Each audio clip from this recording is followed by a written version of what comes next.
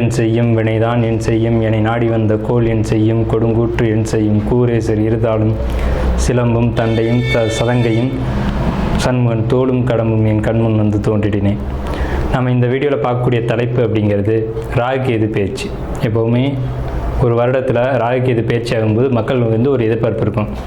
இந்த கிரக பயிற்சியில் நமக்கு என்ன நன்மைகள் இருக்குது, என்ன தீமைகள் இருக்குது அப்படின்றது பொதுவாக எல்லாருக்குமே ஒரு எதிர்பார்ப்பு அப்படிங்கிறது இருக்க தான் செய்யும். அந்த வகையில் வந்துட்டு இந்த ஆண்டினுடைய ஆங்கில தேதியானது மே மாதம் 18ஆம் தேதி அன்னைக்கு தமிழ் வருஷம், அதாவது புத்தாண்டு, தமிழ் புத்தாண்டு பிறக்க போகுது. தமிழ் புத்தாண்டு விஸ்வாசு வருடம் 13ஆம் தேதி, சித்திரை 13ஆம் தேதி, அதாவது சித்திரை மாதத்துக்கு விஸ்வாச வருடத்தினுடைய முதல் மாதமான சித்திரை மாதத்தினுடைய 13ஆம் தேதி மாலை மணி 5:25க்கு. இது சரியான டைம் பார்த்திங்கன்னா ராகு காலம். இது ஞாயிற்றுக்கிழமை அன்றைக்கி இந்த ராகு பயிற்சியானது நடக்குது. இந்த ஞாயிற்றுக்கிழமை 4 to 6 எப்போவுமே ராகு காலம் அப்படின்ற காலம் வந்து பஞ்சாங்கத்தில் குறிக்கப்பட்டிருக்கு. இந்த ராகு காலத்தில் தான் இந்த ராகு பகவான் பயிற்சி ஆகிறார். ராகு பகவான் எங்கேருந்து பயிற்சி ஆகிறாங்க அப்படின்னு பார்த்தீங்கன்னா மீனத்துலேருந்து கும்பத்துக்கு பயிற்சி ஆகிறாங்க, ஆன்டி கிளாக் வைஸ், அதை எதிர் சுற்று வழியாக. அதே சமயத்தில் கண்ணியில் இருக்கக்கூடிய கேது பகவான் சிம்மத்துக்கு பயிற்சி ஆகிறாங்க.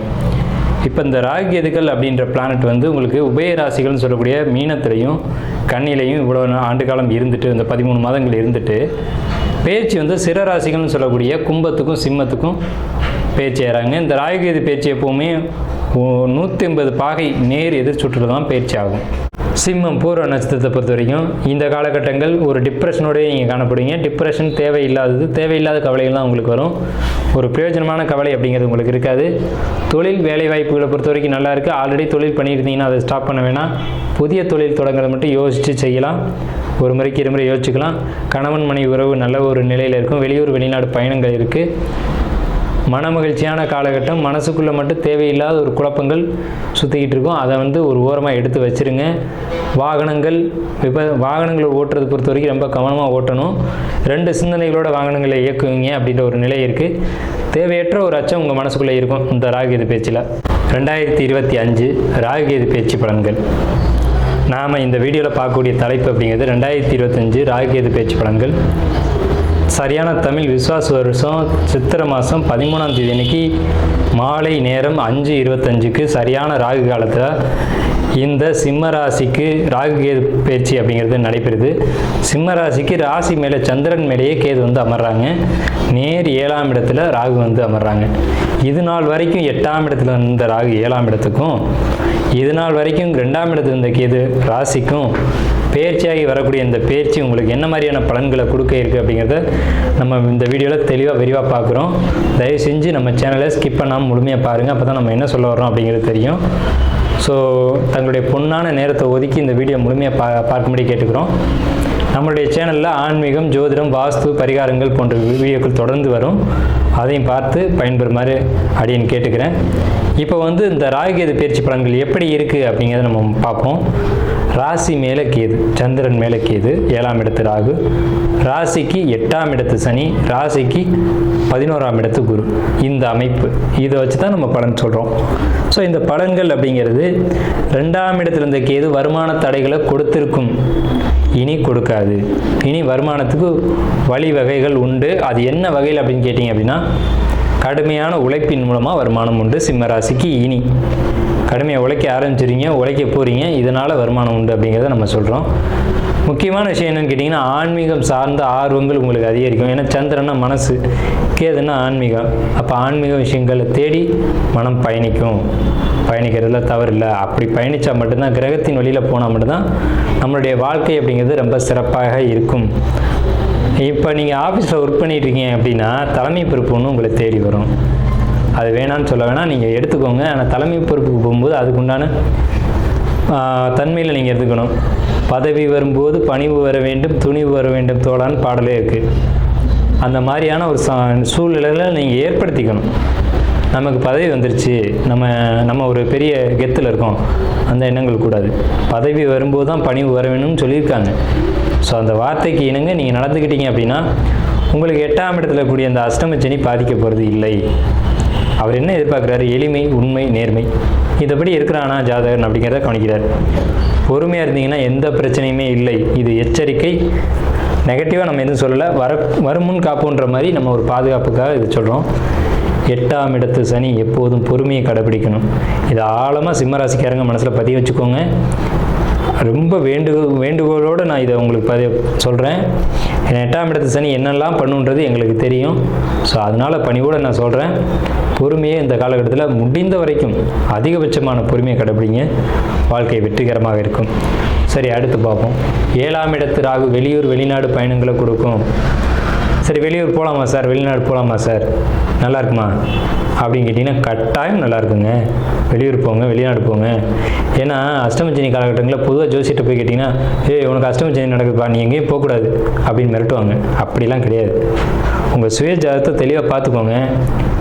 அந்த உங்களுக்கு 7ஆம் இடத்தை குரு 9ஆம் பிறகு பார்க்குறாரு. அதை பார்க்கணும். அதெல்லாம் பார்க்க மாட்டாங்க. பொதுவாக அஷ்டமச்சனி நடக்குது, எங்கேயும் போகாத, எதுவும் பண்ணாத, வீட்டில் சும்மா படுத்துக்கடை அப்படிம்பாங்க. அதெல்லாம் தவறு. அப்படிலாம் சொல்லக்கூடாது. உங்களுக்கு 9ஆம் பார்வையாக குரு உங்களுடைய 7ஆம் இடத்தை பார்க்குறது வெளியூர் வெளிநாடு பயணத்தை கொடுக்குறாரு. 7ஆம் இடம்ன்றது வெளிநாடு பயணம், வெளியூர் பயணம்.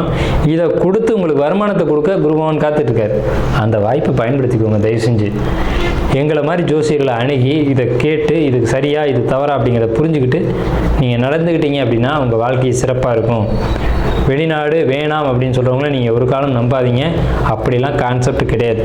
ஜோதிடத்தில் எண்ணற்ற விஷயங்கள் இருக்குது. ரொம்ப தெளிவாக பார்க்கணும். அதே மாதிரி உங்களுக்கு சுப விரய செலவுகள் அப்படிங்கிறது நிச்சயம் உண்டு.